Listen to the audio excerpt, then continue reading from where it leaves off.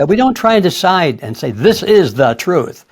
We put everything forward and say, judge for yourself. But look at them both, That's all you can do. I think it's a mistake to say, how do we decide what the truth is, except for ourselves? But we cannot or must not allow us or anybody else to decide for others what the truth is.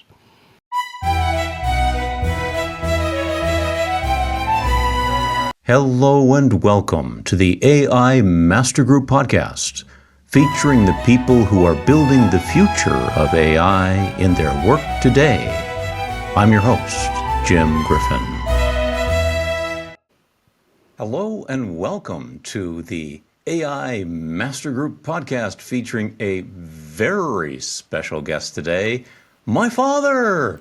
So many of you who follow me may not know that my father is none other than the famous author G. Edward Griffin, author of Creature from Jekyll Island, which I think sold well more than 1 million copies around the world, and who has been producing films and books, more than 10 books, many films over the years. One of those films, for example, More Deadly Than War, was featured on Plandemic 3 by Mickey Willis, The Great Awakening, which got more than 2 million views, I think, shortly after its launch. So, very famous person, and of course, my father. So, I think, Dad, all of the many people that follow you probably have no idea who I am. It's more likely. So, anyway. We'll have to correct that. So anyway, it's funny that we're in these completely different spaces and we're doing different things and we're both doing good work, but this interesting conversation is going to be about the intersection between what you do and what I do. Of course, I'm interested in AI, and you're interested in why is it that some things are different in the world than we expect them to be? How does that come about? How do all these things come together? And one of the things that we've talked about a bit, and I certainly don't have the answer, and I don't know if between the two of us we have the answer, but it could be an interesting question, is take Gen AI, for example. We hear people talking about guardrails. We definitely want to make sure that if someone types a question into Gen AI, of whatever sort, it doesn't say the wrong things. Now the question becomes, who gets to decide which are the wrong things and which are the right things, and how do we think that through? So be pretty interested in your thoughts about that, because it's not such an easy question to answer. How does that work? Well, Jim, let me start off by stating thank you for inviting me and this prestigious position to be number one interview on your show. That's quite an honor. I don't know very much about AI, so I'm in the learning phase. I probably will be in that phase most of my remaining life. So, but I do know a little bit about the other part, as you say, about the upstream information. I've been very controversial in most of the things I have written about. I want to state right up front that my goal was not to become controversial. My goal was to explore things that were interesting to me, that were intriguing, and that led me somehow into this field of, how's the song go? It ain't necessarily so, So when I started to discover that ain't necessarily so, it set me on a different path. So anyway, that's the background. So it turned out, though, that I am glad it did, because I had the desire, I guess, I like to call it I discovered I had a crusader gene. I didn't know at my early days of manhood when I first got married, and of course you came along as a little baby. We were thinking about, well, we got a baby to take care of now. What was that? Oh, I better quit playing around and get serious about my life. And I've got a wife and a child to support. And then I had another child to support. And then another one and another one. All of a sudden, I was no longer a child myself, I had to get serious about life. So I started to climb the corporate ladder, and then I discovered I had a crusader gene as I began to realize that, as far as I could tell, I was being lied to by everybody of importance, all the authority figures. That would be government officials, media personnel, educational systems, textbooks, and all that sort of thing. The authority figures that we've been taught, respect authority and don't make waves, go along to get along. Just be a team player. All these things they teach you in school. Don't ask too many questions, especially. Just take our word for it. If we say it's so, it is so. Well, anyway, this crusader gene started to vibrate, Jim. As you know, you saw it all. You probably saw all of it. Maybe didn't realize what was going on for part of it. But so once I decided that I had a responsibility to expose these things, I became very serious about researching and studying and probing and challenging and making sure that the information that I was getting was correct. I decided, oh boy, I better be very careful about checking all sources. Go to the source, go to the original source. Don't take, just because somebody wrote a book about something doesn't mean that it's correct.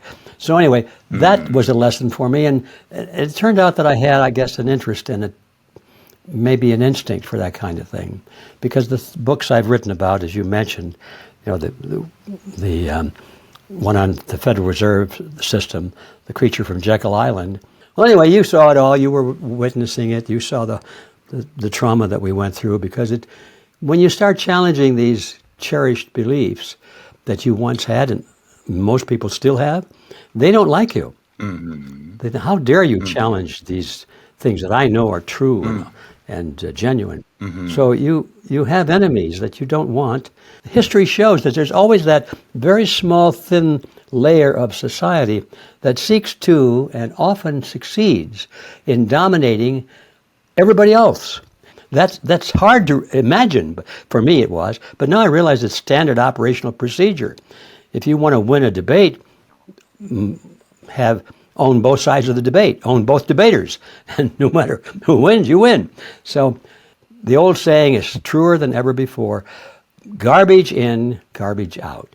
So if you can control the information that people get in their media or in their school systems or in their political debates, if you can control that flow of information, you can control their convictions. It's called opinion engineering by some people.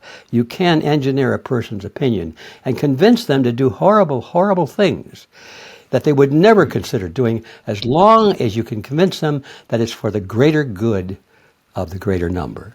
And even though people will know that they're being spoken to by a computer, it'll be subconscious in the minds of many people that they're really getting the straight story from someone or something that has wisdom and has truth, and you can depend on that probably more than even humans. Now, humans we understand because we are human, and we know that people sometimes lie. We know that sometimes there are hidden agendas, but surely computers don't have hidden agendas. Why would a computer lie?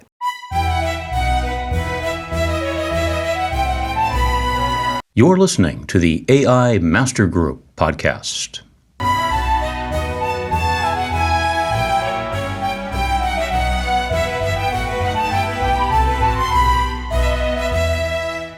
It'll be subconscious in the minds of many people that they're really getting the straight story from someone or something that has wisdom and has truth, and you can depend on that probably more than even humans. Now, humans we understand because we are human, and we know that people sometimes lie. We know that sometimes there are hidden agendas, but surely computers don't have hidden agendas. Why would a computer lie? Well, the answer, I think you've already touched on, is because computers are programmed by humans. They're programmed to shield the viewer or the listener from certain information and be overloaded with other information, so you can steer them in the direction that they want.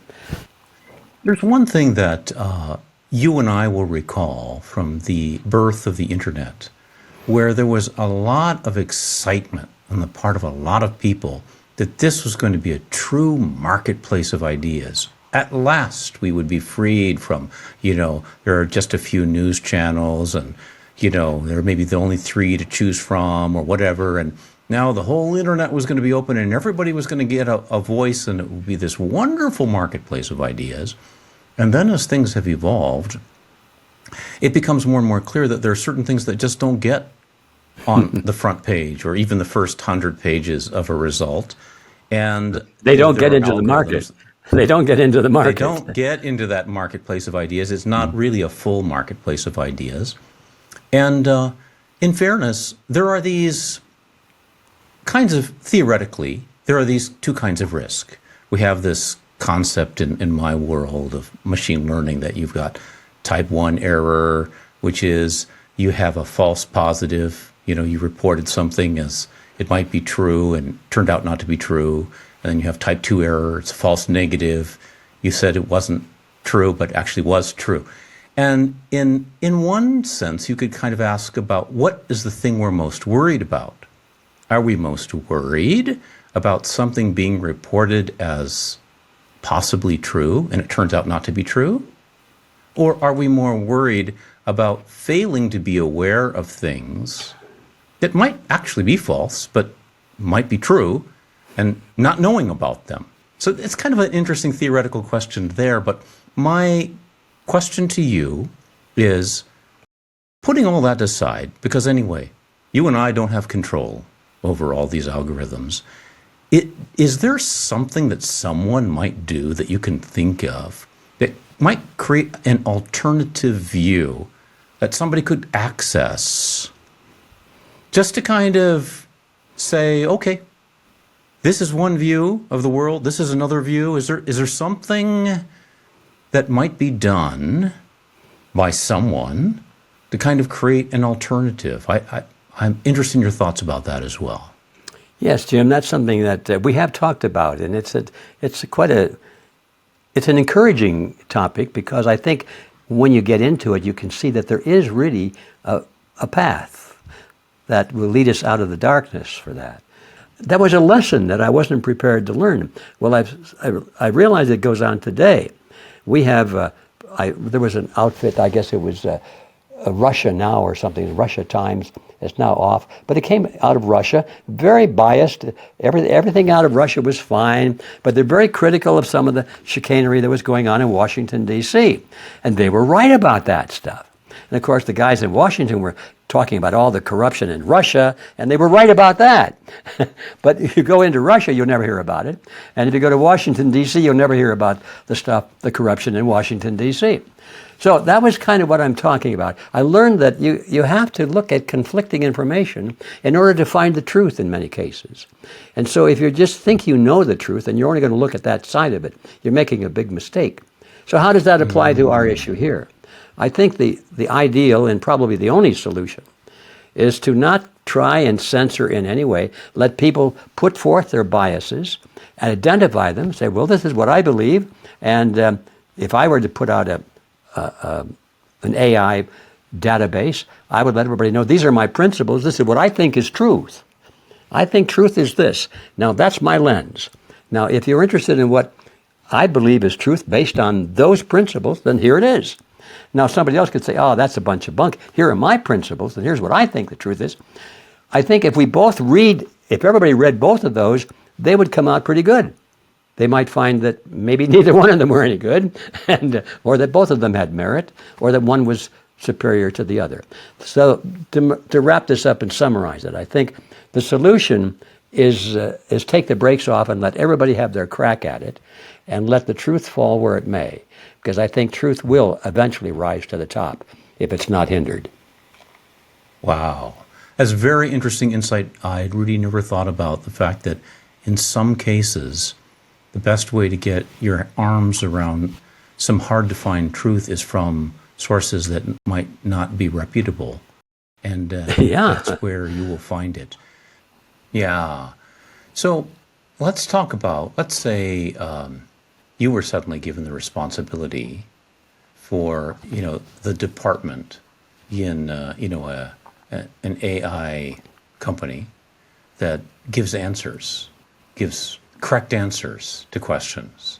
So now it's your responsibility to make sure that incorrect answers are not given and correct answers are given. And you're aware that some people disagree with you and some people agree with you.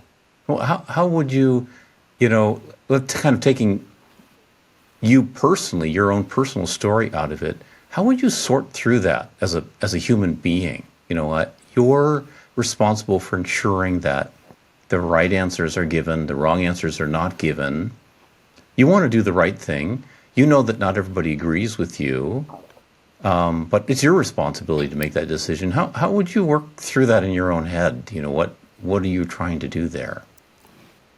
Well, I think that's pretty easy to answer because I've done that already when I write my books. Because I want to make sure I get the right answers. And how do I know which is the right answer? So all you can do is just keep plowing and dig up everything that you can find on all answers and compare them side by side. Don't try and hide any of them because you don't like them. Quite often, the truth is a very unlikable thing, and you wish it would be otherwise. But if you're looking for the truth and really you have the manhood to stand up and say, that I want the truth, whatever it is. I don't want to fool myself. Well, then you have to look at all answers, including the ones you don't like, and you put them on the table, and you give them equal opportunity to speak for themselves.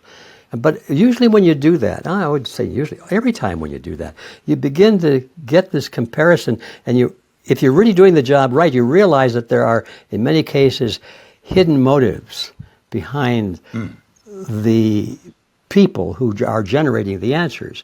It's to their advantage to prefer or to twist or omit in facts. Maybe they're not lying, they're just sort of emphasizing certain facts more than others because their job depends on it, let's put it frankly, or that their reputation depends on it.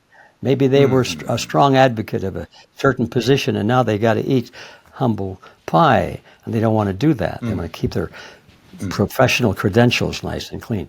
So you start looking at those things as well, and usually the answer becomes very clear. But if it doesn't, then what can you do? Put both propositions forward and say, you decide. Put them out both. Put both of them out, or all three of them. And now that, coming back to the AI question, I see that the future has got to be like that we don't try and decide and say, this is the truth. We put everything forward and say, judge for yourself. But look at them both, that's all you can do. I think it's a mistake to say, how do we decide what the truth is, except for ourselves? But we cannot or must not allow us or anybody else to decide for others what the truth is. There's this other thing that's kind of adjacent to deciding what the truth is, and that is deciding what people see. So there's a kind of a filtering, or there's a probability that you'll see this and not that. So that's where we would perhaps have two different AI programs. This is where there is no weeding or twisting or cherry picking at all. It's just the way the data comes out of the tube. And this is where, we're tinkering with it over here because we want to see a certain outcome. I think most people would say, oh, forget that. Let's just see what it really is. I would hope that they would anyway.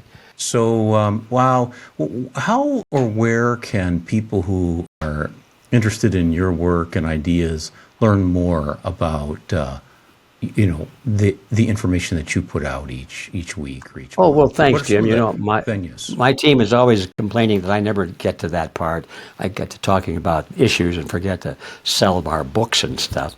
But we do have a lot of books and videotapes and recordings and all that, and that's the realityzone.com. That's where we sell things, sell information. But most of our work is on the other websites where we have nothing to sell except ideas, and because we would like to make a difference in the world that's coming up. We'd like to make sure that this AI is developed in such a way that we have options to the truth, no matter where it is, that we don't have all just one side declaiming, I am the truth and everything else is false, and if you don't believe that, you're going to go to prison, and so forth. So we talk about those things in places like redpilluniversity.org. And then we have our semi-annual event called Red Pill Expo. We don't have time to get into all of that, but I can guarantee you if you spend a couple of minutes at the website, which is redpillexpo.org, and just look at some of those speakers and what their topics are, you're going to be blown away by it. And I always learn a lot. I used to think when I was very young, well, I guess I got this all figured out. Well, the older I get and the more I learn, the more I realize that, man, I'm just a newbie, just beginning to find out things. So I go to these Red Pill Expos, even though I sponsor them, but I bring in the best brains I can find. I want to listen to what they say. I don't always agree with them, by the way. Often I have strong disagreement with them, but I want to hear what they have to say. They might just change my mind. There you go. Yeah, that's the thing. You're not going to filter out. You just want to hear what they have to say. So you've mentioned Red Pill Expo, Red Pill University, Reality Zone. Is there anything else, any kind of newsletter or anything? Oh, yeah, of course.